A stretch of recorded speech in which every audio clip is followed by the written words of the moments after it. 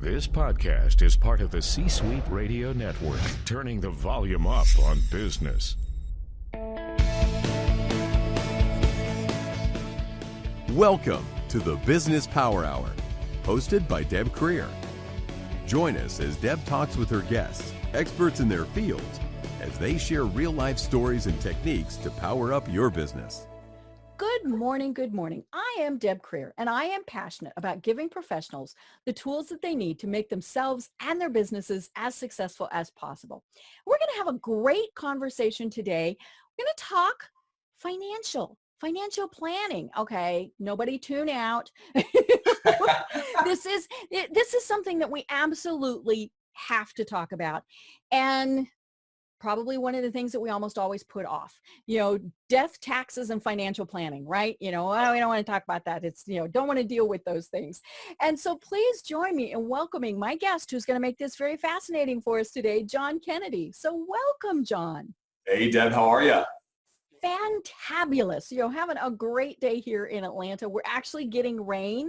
We went an entire month with no rain, and that's very strange here in Atlanta. So, it's a great day here, and you're in Florida, so got to be good down there. Yeah, I was going to say that doesn't happen in Florida. I think if we go a week without rain, we're kind of lucky. We get a lot of rain down here, especially now. And I've got a 3-year-old and a 3-week-old at home right now.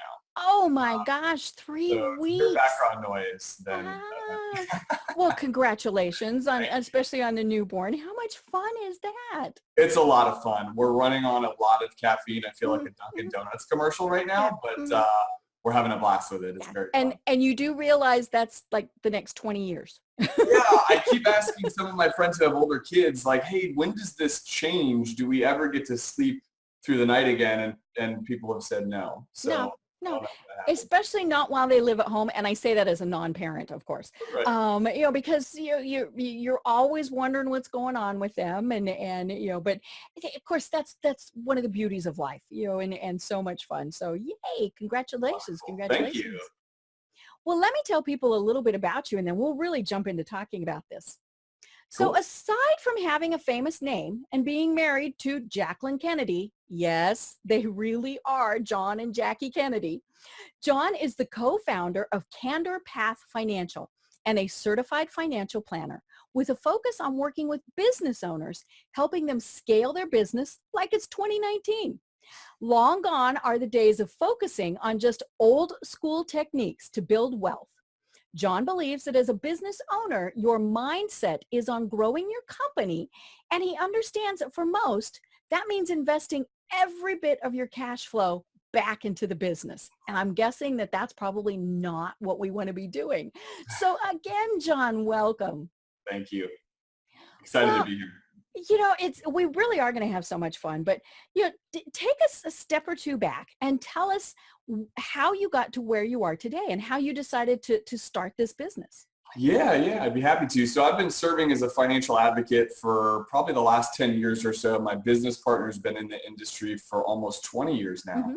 And I think when you first start out in the financial services industry, there's sort of this mindset where you work with anyone, right? Like anyone and everyone who's willing to talk with you, you want to sit down and work with them. And although that's great, what I've learned over the years is we've started to articulate our vision and who we really enjoy working with. There's just a connection and a passion with other business owners because we have CandorPath Financial. We're growing and scaling and building our own business as well. There's just a deep connectivity to that. And so it's really enjoyable to find different, more creative ways to do financial planning. I think most people kind of come with this assumption of, oh, right, that, the financial advisors, like that's the guy or gal is going to help me with, the stocks and bonds in a portfolio. Right. Retirement. Yeah. And don't get me wrong, if we're not doing that is a big part of it. Mm-hmm. Yeah, if we're not doing those things too, then we're really missing a huge component of that. But there's so many other areas of one's financial life that matter. And as a business owner, there's the blending of those worlds, your personal and your business side. It's just so critical to be capable and willing to have those conversations with other business owners. Right. Yeah. And so you decided that you wanted to start your own business where you could really focus on that. Yeah. And we work with retirees and all sorts of people here. We're based in Orlando, Florida.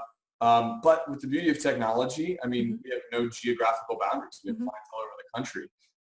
But yeah, there's a deep passion, and just it's fun. It's fun to have meetings, and after an hour with a client, they go, "Huh, man, I had no idea we were going to talk about that stuff." Right.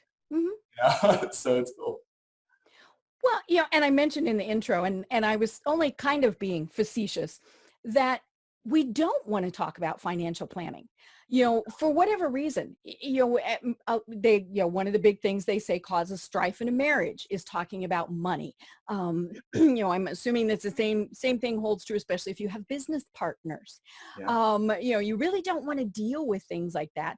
And, and we hope that things are going to work out, and of course, that's one of the big issues is we can't hope that it's going to work out.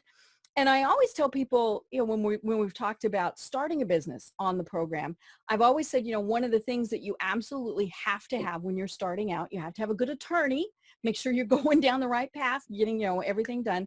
And you really do need a financial person who is going to help you, whether it's a CPA, whether it's a certified financial planner, all these various things. Because we don't have that knowledge. I joke frequently that, I wouldn't try and change my own oil or do brain surgery, Right. But we try and do our own taxes, or we try and do our own financial planning, and I love it. There's apps where you can, you can do, and we've got commercials and we're not, not saying anything negative about any of that. And that certainly works for quite a few people, but we need to really sit down and think about it, and think about, okay, you're just starting out. You've got this new business. You've got a new family. What are you going to be doing? And, and then, okay, like my husband and I, we have 5 years left before he retires. Yeah. And so, we're at a totally different stage of our life. And, all along that path, we should have been planning, and I think that's one of the things that so many people just kind of gloss over. Yeah, you touched on a lot of important things right there. I would say, from my standpoint, I think working with a financial planner, a lot of that, and we'll talk about the fractional CFO idea in a minute, but a lot of that comes back to accountability. Mm-hmm. There's all sorts of apps, and frankly, you can research, depending on how much time you have, you can research ad nauseum a specific topic you're trying to figure out. And that's our job to know those things. Mm-hmm. But at the end of the day, I feel like what we truly provide is like objective counsel and accountability. Right. The same way that, if you go to the gym and exercise and eat well, it's going to result in better health. You're going to get in better shape. Like that equation isn't that difficult. January 1 of every year, everybody, realizes, okay, I'm going to get back on the wagon. I'm going to exercise. And what ends up happening within 3 months of that year is they don't have that accountability. They don't have maybe a personal trainer. Right. Now, again, in theory, is it hard to do those things? No, but that personal trainer is there to hold you accountable, come up with unique strategies and ideas. And I think it's kind of similar in this realm. Right. And as a business owner, your life is spent really pouring your time and your soul and your effort into growing whatever the business is, a practice, a business, what have you. And so it's easy to ignore and forget about those financial things because they're not that exciting anyway. Right? I mean, everybody likes to think about planning in 10 and 20 and 30 years, but we all sort of have the shorter term mindset in the now of, but I'll deal with that next year. I'll deal with that tomorrow. Can I pay the bill today? Yes. Okay. Yep. And then as we progress in our career, and we call it life transitions, right? So like, you said, you and your husband within the next 5 years or so, that's a huge life transition to move into retirement. My guess though for you, Deb, is you love what you do and you're probably never going to. Oh, I'm not retiring. He's retiring.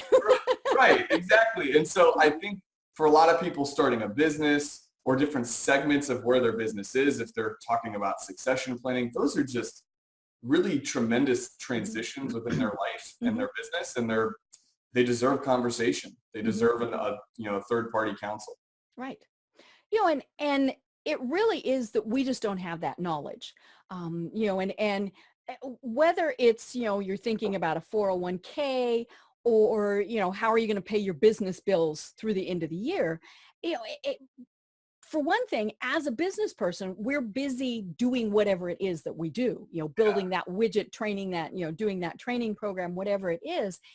And that's why we forget about it, or we don't take the time to do it, because we are busy doing what it is that we're supposed to be doing. And so that's why it is wise to have someone else help you. Yeah, absolutely. And again, I think the concept of, in the traditional sense of a financial advisor, most people would assume that that person might not be prepared or ready to have those business planning type discussions too. And I feel like that's where my business partner and I are a little bit different, in that we just love that stuff.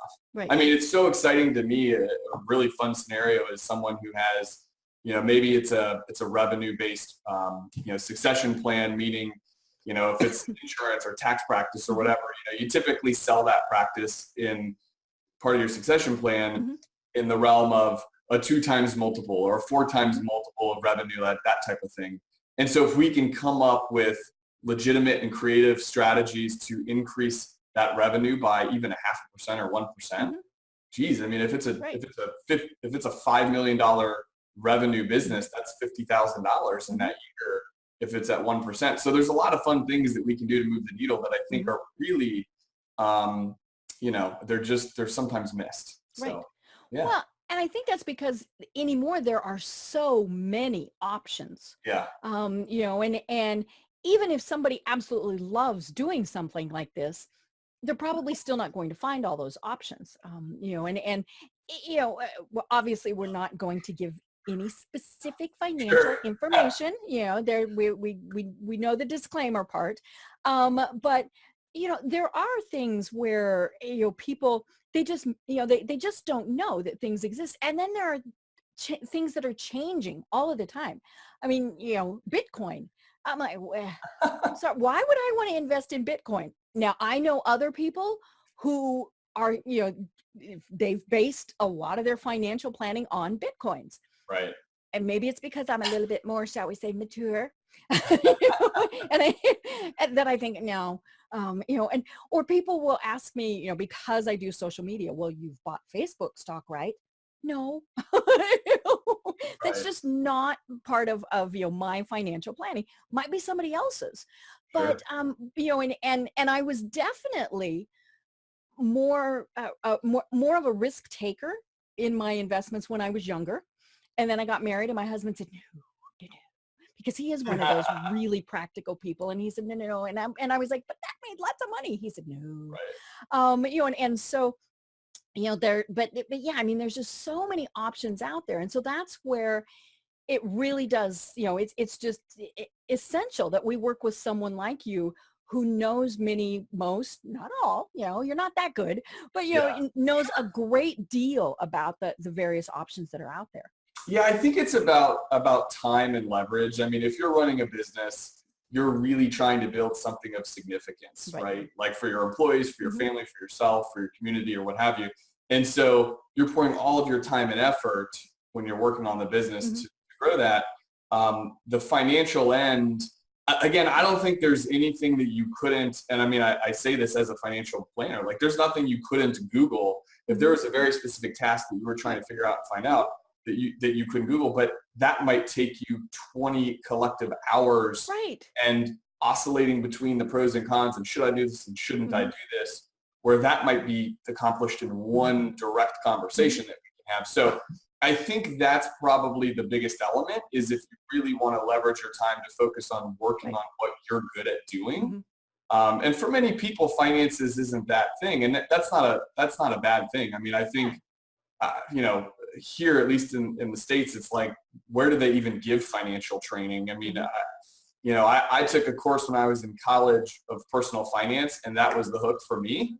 And I realized, wow, I love this stuff. I want to do this for a living. And I never looked back. But a lot of people don't even get that opportunity to take that course. So they start a business because it's their passion and they love it. And then they sort of have to figure out the finance stuff along the way. So I feel like that's kind of where we get to come in and serve in a really unique capacity. We use this term fractional CFO, and I love that because I feel like it defines it well. You don't have to be a $50 million business that can afford an in-house, all hands on deck CFO. You can have a fractional part-time CFO who can help you with all of those elements too. So I think it's a time and leverage thing. But you said something else that's important. You've talked a couple times now about a husband and wife making decisions, or you and your husband when you got together and changing risk tolerances and things. I always view a couple as sort of, it ends up seeming to me that there's like a CFO and a CEO relationship. Right. We have that in my household. Like, Mm-hmm. I'm the financial one. I'm the CFO of the family. My wife is the CEO of the family. Oh yeah, CEO. Mm-hmm. Yeah, right. Yet we still have to ensure that we come together on our decision making. Right. And so there's always a middle ground. There's always communications. Mm-hmm. Yeah, and I think that's something that's really important that I find in working with business owners. Sometimes, the other spouse isn't a part of those conversations initially, and we almost make it a requirement. Like, hey, the whole family needs to be on the same page with what we're talking about and what we're doing. And I think that's really, really critical, and it's oftentimes overlooked by couples, I think. Definitely. And I'll be honest, my husband knows almost nothing about the aspects of my business. And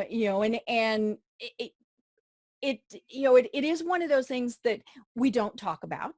And part of it is because he's like, you do social media something. And so, and I, look at his job and I think, I'm not sure what he does either, but it's, it's important that we at least know some of the basics, for a variety of reasons. And then if you toss in that there's employees and things like that, and clearly there are some legal ramifications, and we're, not going to go into any of those because it could vary by state, all sorts of things as to liability, a spouse's liability on some things also, but because those things exist, you need to check that out. If say your business is sued, are you going to lose your house? Right. And your spouse, your partner is probably going to get a little annoyed at that. Right. And that's probably a decision worthy of having a conversation around as a couple. Right. And some of that is exactly what I was saying at the start, where it's how you set up your business. Is it an LLC? Is it an S Corp? Do you have insurance? Depending on what your company is, do you have, the insurance that you need? If say you're a business that, maybe is a landscaping company or drywall or something like that, where there really could be something that is big that happens, is it going to wipe out your business? And more importantly, are they going to take your house, your car, your kids' savings, things like that, just because you thought, well, I'm just going to kind of do this on the side. I'm going to have people write out personal checks and make them out to me as opposed to my business. That's where, it's just so important to have all those discussions and have them ongoing, because things change. Maybe your business has grown enough that you need to change the structure. And again, that's where we all, for the most part, are going to go, Right. And so we need someone like you who's going to help us through that process. And I can't help but think of, when you say all that, there's a statistic I heard, and I listen to so many podcasts. I feel like that's for me, if I'm going on a walk or run, if I'm in the car. So I might have heard this from yours. I feel like I might have, but maybe not. But the stat was there's 27 million small businesses in America that produce $1 million or less in revenue. Mm-hmm. And I thought, wow, that's fascinating, because if you're a small business that's making 100,000 or 400,000, I mean, that $1 million or less in revenue, you're providing, you're providing significant value to employees, to your family, your community. So I think, gosh, how many of those 27 million cases have there been changes that needed to happen along the way? Right. It doesn't have to be technical from an accounting standpoint. It could just be structure of the business. It could be the way they set up employee benefits. It could be, different types of retirement options that become available as you, and that become more beneficial or less beneficial depending on the amount of employees and the way your business is structured. So, of those 27 million, it's like, man, I'm sure at least half of them, if not every single one of them, have experienced that change, transition in their business, where it would have been worthy to consider or look at something that maybe they didn't even think to, because again, they're just really focused on scaling and growing their business, right? Right. And then there are those, issues of, do you pay yourself I mean, I mentioned in your bio that, many times we just completely put every penny back into the business. We never pay ourselves, or more importantly, we're not saving, or investing, some of that money. And part of it, we just don't know. I mean, wait a minute, you mean I could take X number of, and invest it, because we think, well, but it's a small business. How can I invest it? Or, oh my gosh, things are a little bit tight, so I'm going to write a personal check to start doing things. And so it gets, the financial planning of your business really is something that can be, and often is, very complicated.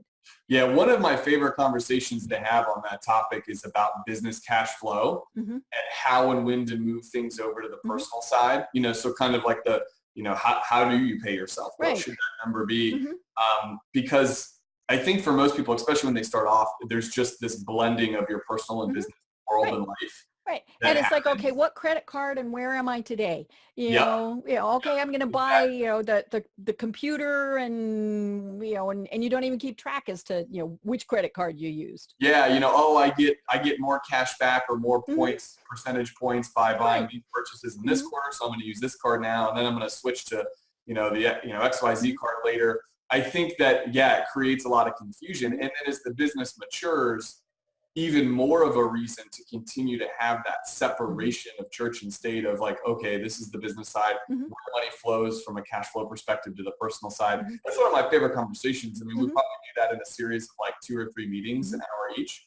But I think that is tremendous. And if you can get that set up right from the beginning, oh man, you're rocking and rolling from the get-go. I started Wise Women Communications, almost 25 years ago, back when I actually had to walk into the Secretary of State's office to apply for the business license because Al Gore hadn't invented the internet yet. But one of the best pieces of advice I got, and it was one of the simplest, most basic things, but this person told me, set up your business bank account in a different bank than your personal bank. And, and I remember thinking, well, that's stupid, and I must have had that stupid look on my face, because she said, it is far too easy to commingle funds when they're in the same bank. And, and so I did, we were with a credit union. We're actually still with that same credit union with our personal. And I set up my business bank in a totally different bank. I see when I get the credit card out, how is it branded? Oh, this is my business credit card because it has this on it. And, and it really was one of those things where simple piece of advice, but probably one of the best things that somebody told me. Yeah. And I think however subconscious that might be, it matters when you're pulling out your pocketbook and you see the right card for the appropriate expense and you pull that one. And fast forward 25 years later to today, that foundational idea hasn't changed. I mean, that's my wife and I operate the same thing. We have the business checking and savings is at a completely different bank than the personal. Right. And so I love that, in the course of time, as things have changed, especially we're in the world of online banks and things like that, which I think they have a lot of merit behind them. They do. It would be so easy to make that, to have that all set up at one place. And that advice still hasn't changed. I believe in that too. Right. And yeah, I mean, it in many cases, it would have made it easier. And especially when, before online banking, I had to go to different places. I couldn't deposit a check on my phone because you didn't have a smartphone. I know I'm just really aging myself here today. But, and so to have to go to multiple places was kind of a pain, but it really did make life easier because I got, check A and I went, oh, okay, this is my business account. Therefore, my little car has to drive to this place, and this is a personal one. My little car is going to drive here. And so it just, we never commingled the funds. It just, and I think that really, my very first accountant said, oh my gosh, I can't believe you did this. It makes life so much easier. Well, it makes me laugh because when we set up the business, I mean, in the last 10 years, obviously, technology in the financial services industry has taken off. So, I mean, it wasn't even maybe 6 or 8 years ago, you couldn't snap a picture of it. Maybe even less than 4 years ago. I don't know exactly when that happened, but I remember being so frustrated when I had to go into the bank to set up the business accounts. I was like, wait, I have to do what? I have to get in my car and come over there? Why is that? And it's just funny how much technology has made things simpler, but at the end of the day, the advice, in my opinion, doesn't change. I still feel like you should keep those things separate. I think that's beautiful. Right. And your investments, I mean, all of those, you should keep separate for your business, even if you have it set up as, sole proprietorship and all those various things. Because, like I said, when I do my taxes once a year, my accountant goes, thank you. I mean, I'm not one of those people that takes in the boxes of, things and because it's just all, laid out. And now here's the catch. I don't like doing my financial stuff. And so what I have found is if I make it simple, it's so much easier for me to do it, and so, that's that really is one of the biggest things is like, okay, just keep it simple because I don't like to do it. Yeah. Well, and I think probably, I mean, you touched on the retirement thing for, just talking about that for a moment. I mean, I would think that there's a dozen or more different options that a business owner can choose from in terms of how they want to fund retirement. And in any given year that they're in, depending on their tax bracket, might determine or dictate which one they choose. So talk about something that changes every year. Right. So it's funny because a lot of like the daily discipline habits that you've talked about that you've created for you and your husband, and that stuff still resonates today, is really keeping that stuff simple.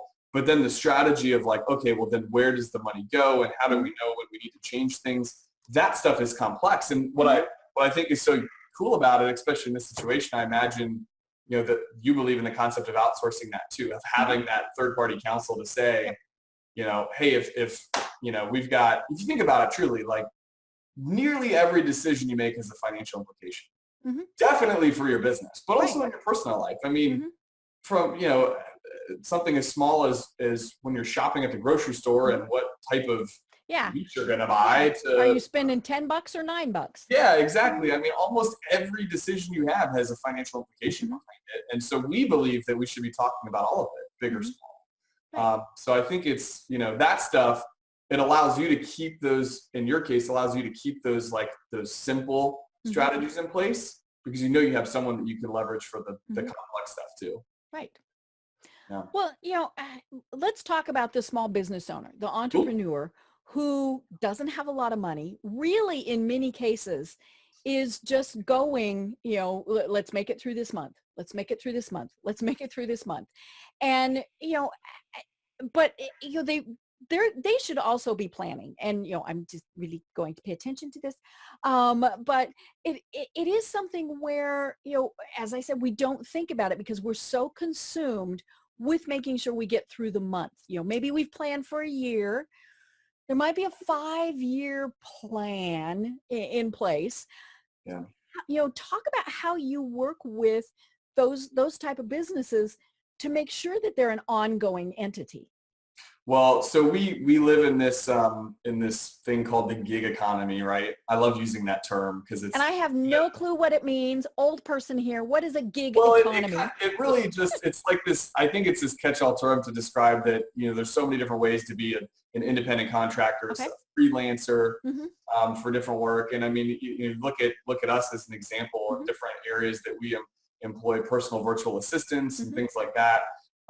And we serve as someone's fractional CFO. You don't have, I think the idea used to be in the financial planning world is you had to have a bunch of assets. You had to have a retirement. You needed to come to the table to sit down with a financial advisor even for that discussion to happen. And honestly, they weren't going to talk to you if you didn't have $1 million. Yeah. And that's a byproduct of our industry communicating it in the wrong way. I mean, that it shouldn't have been that way. And so we work with business owners you think about it, like you're investing in your business. Like you said, you're month by month, you're pouring all your money back in. You're probably not paying yourself in the early days. You're doing everything you can to make it grow. And so that's your biggest asset. And just because that asset doesn't represent a retirement portfolio or a 401k doesn't mean it should be ignored. In fact, if anything, it should be handled with even more diligence and care, one might argue. And so we, in this world of the gig economy, we use this idea as being a fractional CFO where typically as part of a business owner's cash flow plan, we're a monthly expense on the line item of their budget to serve as counsel and objective advice to communicate with them and figure out ideas, hash through things that, whether it's, okay, should we do XYZ for scaling and marketing our business? Where are we at on the financial end? Can we close out our books for the year? What type of retirement plan should we fund? I mean, you name it, we talk about it. We also feel like because early on the worlds collide of business and personal, as I've mentioned, that we can't ignore that stuff either. Right. So that engagement typically falls not just for the business, but for their personal planning as well. Right. And I don't know if this is a big deal to say or not, but I just think my industry's done a really bad job at communicating how we serve. I mean, that's the old school mentality of you need to have assets to work with us, and that's just not our MO. Right. Well, am I correct in assuming, John, that you're one of those dreaded millennials? Yeah, I think I fall in. I'm 32. I know I fall in the category of millennials, but I think I'm an older millennial. Right. Yeah. See, and I'm a younger baby boomer. Yep. I'm like right at that. Yeah. And it's funny because, it always annoys me when somebody is bad mouths millennials. Because out of any of the demographics that we create, you've got good and you've got bad, but I have found it's now granted, I'm interviewing people on my program, so they're going to have their act a little bit more together, no matter what. But I love the millennials that I talk to, especially because they do have a different perspective. And I'm kind of, in the middle part where, my older business associates and friends do have a totally different mentality when it comes to business planning, to financial planning, all of those various things, as opposed to the younger demographics. And I think a big part of it is exactly what we were saying before. Millennials grew up with technology. I did not touch a computer until I was a senior in high school. And it was this basic thing that did like some word processing thing. And I certainly didn't really use one in college, all of those various things. And, that's one of the things that you just grew up with. And so that the cool thing is that's part of why, it's important to work with you, because you do know those resources. You know how to do all of that. My mother is so funny. She's 87. I love my mother. She's 87 years old. On her computer every day. She texts, all these various things, but she will tell me, go ask Google such and such. And she thinks, and I'm like, oh, okay. But yeah, so, the younger demographics, I mean, I think, you bring that much needed business opinion and business acumen, because that is what you grew up with. I'm so glad you brought this up, because I remember listening to your podcast over in the last few days. I was walking my son and you were talking about the same thing, and I was just shaking my head going, yes, we're not all like this. We're not all like what the perception of millennials can be. I think, and certainly I subscribe to the idea. I think it's like it's not Tim Ferriss didn't come up with this concept, but it's like, you surround yourself, like the top 5 people you surround yourself with. Right. Are the people? Yeah, it's going to be the you are the top 5 people you associate with. Yeah, and so if you want to average up, then make sure that you're surrounding yourself with really good people. And I think that the peer group that we're friends with, that we're colleagues with, and so on, I think that we're part of the millennial population that does work hard. And we see things a different way, and we implement technology and we do things differently. But I think our generation gets a bad rap, but I will also say I don't particularly identify with, because I guess the millennial, that's a pretty big gap. I mean, if if someone's a 21-year-old millennial, we're in a pretty different life phase transition at 32 versus 21. You have a family; they're just getting out of college. Yeah, so I would say I don't fully identify with them, but we work with generationally a lot of different client families, and I work with clients that are that age. Right. The big difference, I think, is, we really believe in, here am I, like, who am I to speak for like the millennial generation? we really believe in the idea of having passion connect to your work. Yeah. I think that's the key. And for me, certainly that's, I love what I do. I've always loved what I've done, and now starting CandorPath Financial, I love it even more. I was up at 3 a.m. partially because we have a 3-week-old, also because I love thinking about this stuff. And I'm texting my business partner like, hey, what do you think about XYZ? I love it. And so I definitely think that's a unique thing about our generation. I would use passion as one of the top 5 words to describe the millennial generation, because we want to make sure that our life's work connects to something that's meaningful. Right. And, so many, I think we're really going off on a different. I know. I love it. So many of especially the older baby boomers had a job. They had a career. They did what they were supposed to do, and passion never really entered into it. And so what's fun is when I see people who, have either, just said enough, and they've started their own businesses. There's a reason why there are so many small businesses, and they're not, it's not millennials, it's baby boomers who are looking at their life and saying, wait a minute, I want more. I want to do what is my passion. Or the people that have retired, and that is one of the nice things is people are, in many cases, because they've planned, they are able to retire younger, but then they're like, well, what am I going to do now? Right. So that's when they're starting those businesses, and whether it's the side hustle, I love that term, or they're actually starting a business. It's fun to see that because they are saying, you know what, now is the time I want to do something that's important to me. Yeah. And I know that you had mentioned the word passion was never really part of like the baby boomer generation, like that idea of work and passion. But I am finding that to be the case now. Like you're saying, more and more clients that we work with retire early, and then they go consult. They do all the things about what they were previously doing that they enjoyed. Right. And they just get to focus on doing that. And it's really fascinating to see. I think it's so cool that it's not just the millennial generation that can, take advantage of the quote unquote gig economy and consult and do those things. But we're seeing people from all ages do that. And it's pretty cool. It's pretty neat. Right. Yeah. Well, and then of course what's happening is, as they're getting older, they're thinking, okay, I need to plan for this. Yeah. See, here we go. We bring it back into what we're talking about.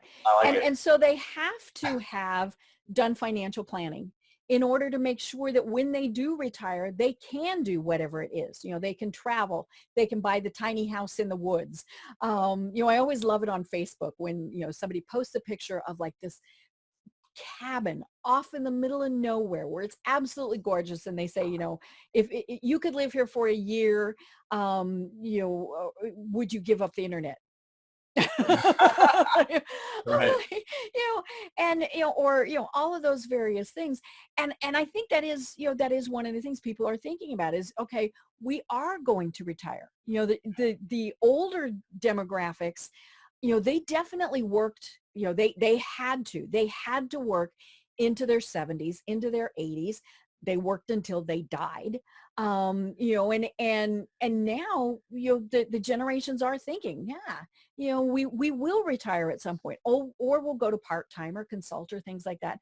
So they have to have made those financial steps to make sure that, they don't get to October and go, how are we going to make it through the rest of the year?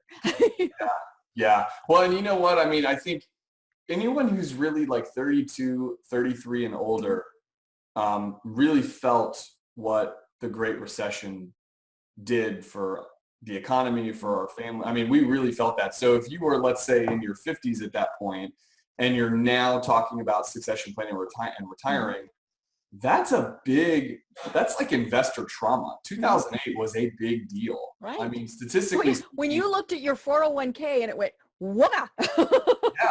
Yeah. And listen, I know it wasn't, I don't think like in terms of the American psyche, it was quite as bad as the Great Depression in 29.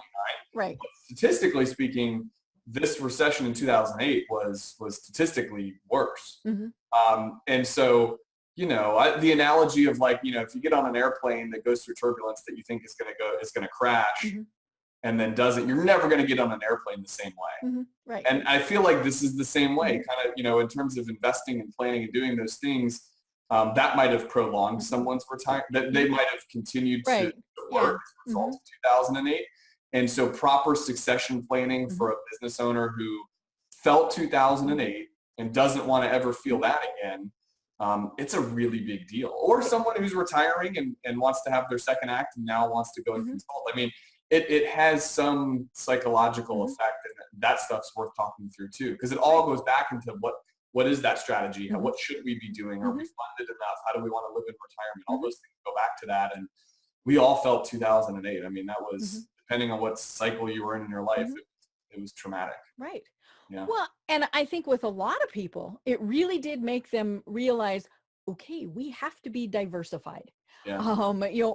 And take a more active role in it, as opposed to just, relying on, say, their company's 401k or, all these various things. It was like, wait a minute, maybe I better actually pay attention to where I'm investing and what I'm investing in, and short-term risk, long-term risk, all of those various things, which is a good thing. We all should be doing things like that, because you never know what's going to happen, and so diversification obviously is one of the best things. But that comes back to, okay, I know I should be doing that.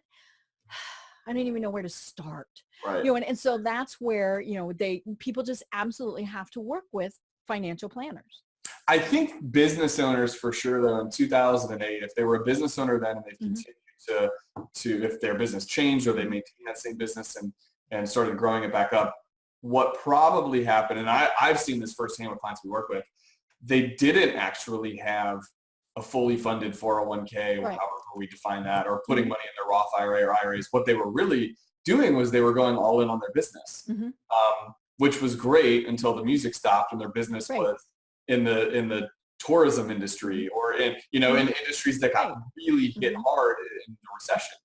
And so now, as we're now 11 years into economic expansion, I think now the conversation is, for a lot of those people, probably succession planning. How are we going to transition out of the business, keep it within the family, sell it? How do we structure the buy-sell agreement to do so? And really, how do we make sure we're funding other assets and areas of our life so that we are diversified, which is the key word that you use. Because I think business owners tend to go all in on their business, which for a period of life, for a season of life, that's almost like a necessity for it to continue to grow. But then once it's thriving, that's where all these other strategies start coming into play. Right. And then, the other thing is you have to be looking at your industry, or whatever it is, and planning for changes. I was talking with a guest the other day, and we were talking about the fact that, 10 years ago, the only way you got a website was you hired a website developer, you paid them an ungodly amount of money, and, and they used that weird thing called HTML, and they programmed it for you, and they put in keywords and all these things. And then along came that little thing called WordPress. And more importantly, everybody could do it. And it was really, it's really pretty simple. And so, for those website designers, if they didn't adapt, they died. Their company just, and we see that with businesses all the time. We were, my guest and I, we were talking about the fact that, there was that company called Kodak. Sears, all of these companies that we see failing now because they did not plan for the future. And so it's not just financial planning. It is thinking about, okay, what if technology changes? That you've got some of the people that are kind of the doomsdayers that say, okay, well, what if we go backwards? Okay. Maybe you should be planning for that. Sure. I always cringe when I have people who tell me, well, I don't have a website because I just have a Facebook business page. Okay. Yeah. Right. And I tell them, you do understand you don't own any of that.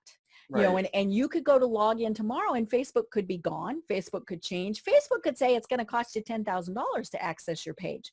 Right. You need your own real estate, even if it's just a landing page, have things like that. Well, and those two things are really for different uses, right? I mean, I view Facebook more as a means of communication, updating, and the followers that we have on our Facebook page predominantly are clients, and so we share family-oriented activities that we're doing, client events. Like that's to me what that's for. Your website is really a window into who you are, what's your why, and getting a glimpse of that. I think so. I mean, yeah, in 2019. Having a website is a necessity for sure. Well, and it comes back to what I was saying, with that little thing called WordPress. It's so easy to have a page, even if it is, like I said, just one page where you've got a little bit of information about your company, some things like that. And, but that is part of the whole business planning part of the process. If you're going to start a business, you have to have an online presence. And it really doesn't matter anymore what you're doing. You have to have an online presence. We were talking about the fact that, millennials and Gen Z, they've run out of alphabet. I don't know what they're going to call the next group. But, they automatically are going to go look for you online. And if you don't have that online presence, then to them, you're not a real business, and they go on to the next thing. Well, it's funny you say that because we do a lot of content online right now. We shoot a lot of videos, and it's a lot of fun. I like it. I enjoy it. I'm not the best behind the camera, but we're all work in progress. We're all learning. But what I've learned is when a client referral comes into our office, sure, that already sort of deepened the ties in the relationship.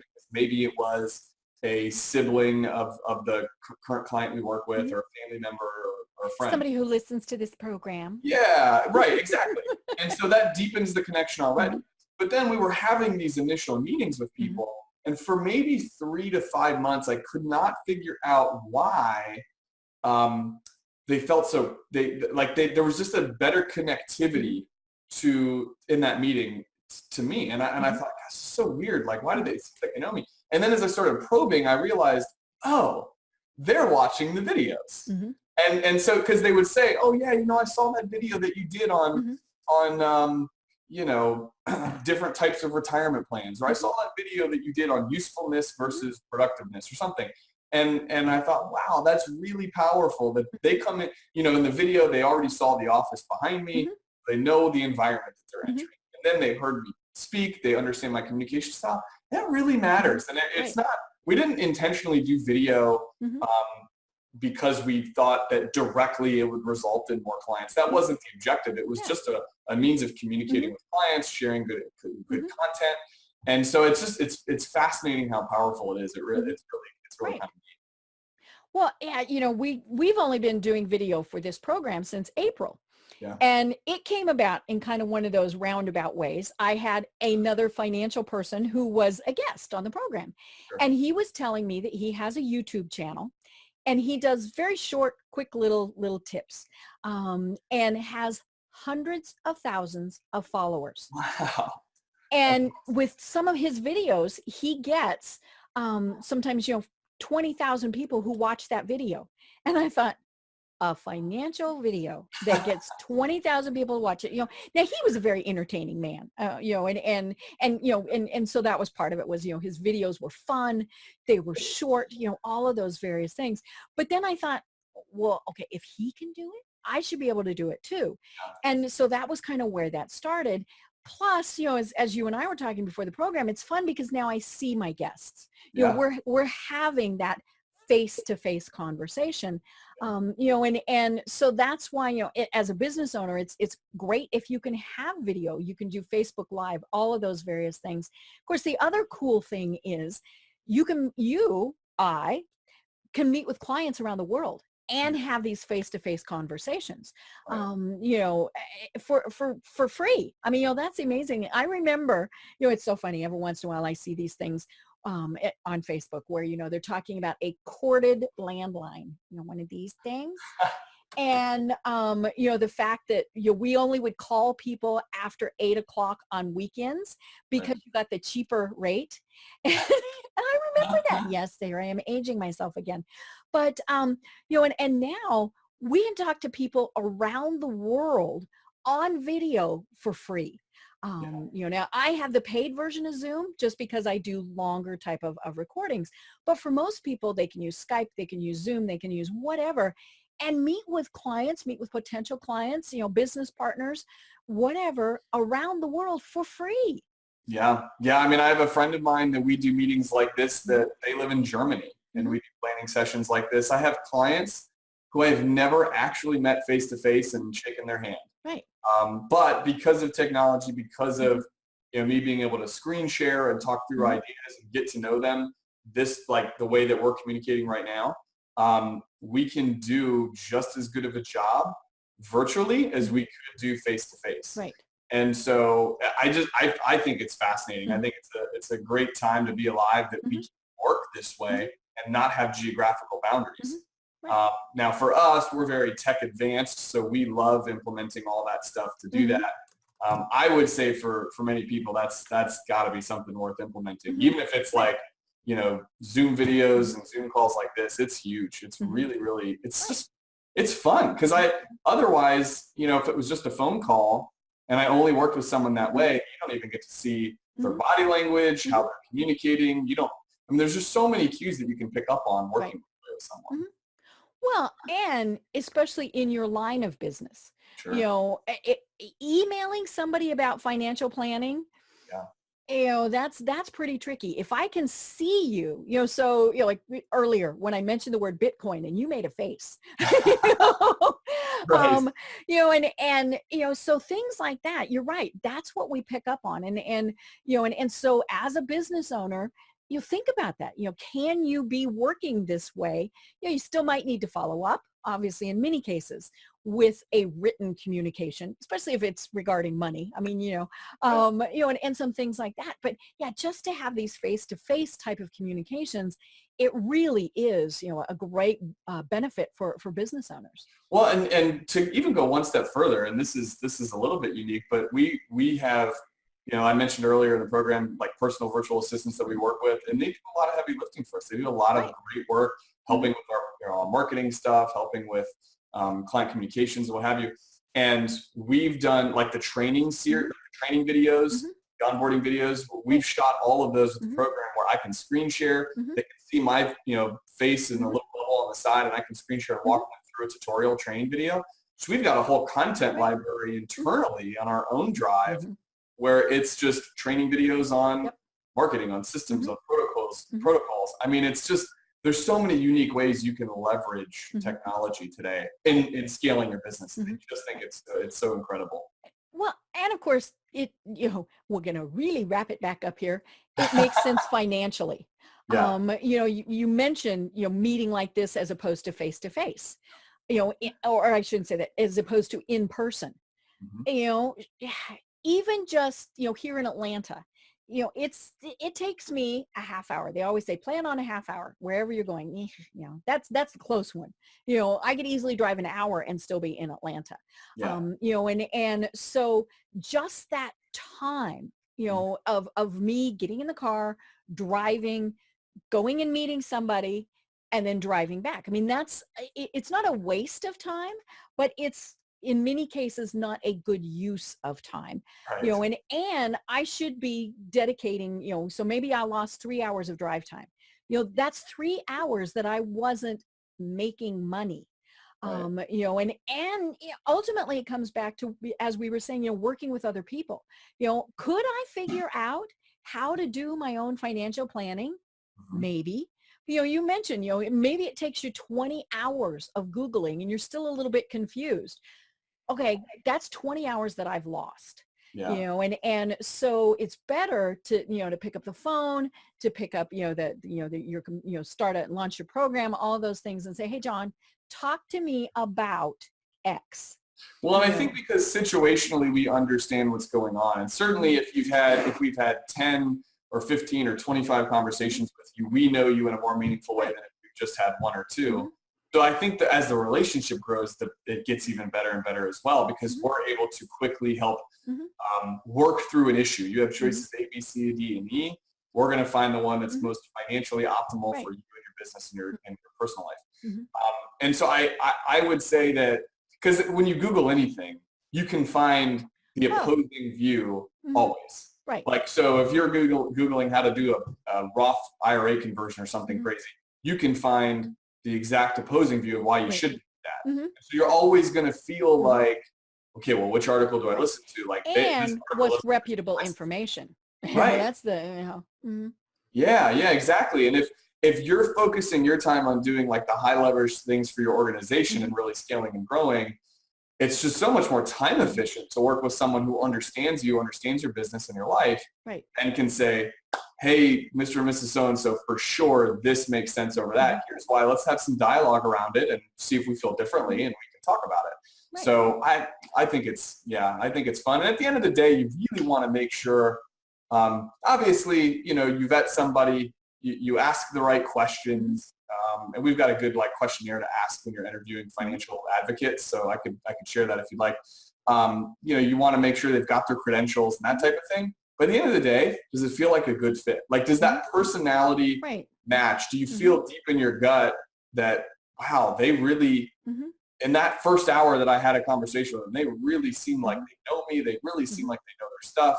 And I could see myself having future conversations the next year with that person. Right. If that's a yes, that's the biggest, to me, that's the biggest question. All the other boxes need to be checked too. They need to be credentialed. They need to have, their certified financial planner or whatever you're looking for. They need to have those things too. But you just need to be a good fit. You need to get along with them. You need to like them. You don't want to dread when your financial planner calls you. If you look at the phone and ignore it. Caller ID. Yes, that's the problem. If you look at the phone and your financial planner's calling and you go, oh, I'll call that person later, that's not a good sign. Right. And as we've said, it really should be, to some degree or another, an ongoing relationship. This isn't tell me what I need to do today and then I never talk to you again. Right. And so, you briefly mentioned the fact that, you work with companies, where you are truly part of the entity. And we're not going to get into fee structure or anything like that, because we want to encourage people to contact you to find out what's going on and how they can best work with you. But whoever you work with, it really does need to be a long-term thing, and not just, hey, I'm going to talk to that person once a year, because that might be okay, but when it comes to your financial planning, we really shouldn't be doing okay. Yeah, I think you'd hit the nail on the head. I mean, it's okay. I've done that a couple times as favors, where we've had sort of like a one-time engagement, and it's for this. Are we on the right path type of? Yeah, and that's okay. But I just don't think that it sort of answers the pain points of that moment. But then what happens in 6 months from now when life changes, because it always throws curveballs. Your business is changing, new opportunities present themselves. So having someone that you've got this ongoing engaged relationship with, anyone we work with, we really require that, because I just feel like that's where the individual or the company gets the most leverage out of us. Like, they get the most out of us in a working relationship, and that's where we find meaning. I love that stuff. It's just so fun to me to have that dialogue. So I always feel like it's a win-win both ways. Right. Well, John, you mentioned the fact that you can work with people all over because of technology. So if someone wants to work with you, how do they reach out to you and connect with you? Yeah. So my email address is john@CandorPath.com. I would really encourage anyone to just check out our website, which is CandorPath.com, or even our Facebook page. You can see some of my videos where I talk about all sorts of crazy stuff. So it's, there's numerous channels to reach me. Do you want me to list a phone number too, Deb? No, that's fine, because it is on your website. So, Perfect. So again, that's CandorPath.com. Yep. And you've got great resources there. You can, learn about your business partner, all of those various things. We do need to see pictures of your 3-week-old. John is a very new father, and so, but I mean, that is kind of part of all of this. When we work with people, we do tend to, put them in our lives as almost an extended family. And I think that's where we have very successful business relationships, is when we develop those things. Yeah. Yeah. Well, and again, I mean, we find meaning with it. We want to see the clients we work with grow and prosper and thrive in what they're doing. So it's really, it's meaningful to us as much as it is to them to be able to have those, really sound financial principles and advice that we give. So I think it's great. It's a good relationship. Yeah. Well, oh my gosh, John, we are at the top of the hour, and this has been so much fun. We definitely have to do it again, because, there are things that we should probably talk about. Okay, what do you do at the start of a year? All of these various things. So, we'll make sure that we have you on again. But until then, do you have any final words that you want to leave everyone with? Yeah, let me think about it. I mean, I would say that, when you're looking to consider a financial advocate, like I said before, really trust your gut and make sure, obviously, all the other boxes are checked and that you feel good about them. But at the end of the day, is it going to be a good ongoing relationship? And then beyond that, I mean, sort of tying back to what we talked about earlier in the program, about millennials, like, connecting passion to your work. I mean, anything worth doing, it's not easy. It's typically on the other side of fear. I'm not trying to get like all emotional or motivational and emotional about it, but I really believe that. So if you're listening to Deb's program, considering starting that business idea, working that side hustle, I mean, it's probably worth going for it. Do it. Anything worth doing is on the other side of fear. Right. Definitely. Yeah. Well, I love it. And that's a great way to end the program. So I am Deb Creer, having a fascinating time talking with John Kennedy of CandorPath. And until next time, everyone have a great day. Thanks for listening to the Business Power Hour, hosted by Deb Creer. Join us next time for more real-life stories and techniques to power up your business. You've been listening to C-Suite Radio. For more top business podcasts, visit c-suiteradio.com.